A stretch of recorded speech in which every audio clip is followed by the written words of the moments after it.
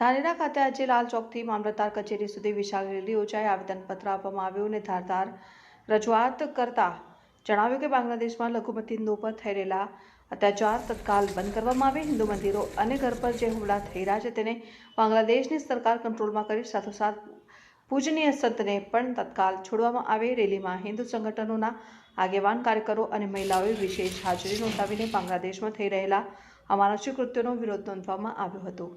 Arrest કરવામાં આવ્યા છે અને એમનો વકીલ છે, એમના માટે જે વકીલ આપવા ગયા તો એને પણ મારી અને અધમો કરી દેવામાં આવેલો છે। એ આઈસીયુમાં દાખલ છે।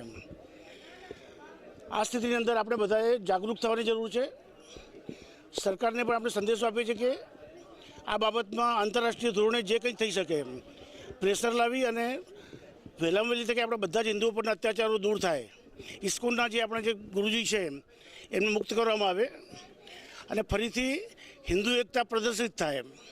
ખાસ તો મને આપણે ધાનેરાના બધા પ્રજાજનોને, આખા દેશના પ્રજાજન, હિન્દુ જનમાનસને વિનંતી છે કે આપણે બધા ભેગા થઈએ, એક થઈએ અને જે આપણે યોગીજી આપણે સૂત્ર આપ્યું છે કે બટેંગે તો કટેંગે, એનું હાર્દ સમજવા જેવું છે। આજે બાંગ્લાદેશની અંદર આપણે હિન્દુઓ પર અત્યાચાર કેમ થયો? કારણ કે આપણે ત્યાં નાના સમૂહમાં થઈ ગયા, 20%માંથી 8% પર થઈ ગયા।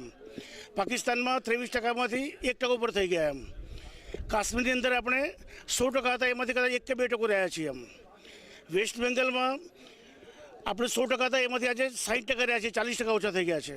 આસામમાં પણ એ સ્થિતિ છે, ત્યાં પણ 40% હિન્દુ રહ્યા છે, 40% મુસ્લિમ છે ને 60% હિન્દુઓ છે। તો જે બટવાની વાત છે, જે આપણી સંખ્યા ઘટી રહી છે, એ આપણે માટે ખૂબ જ ભયજનક છે।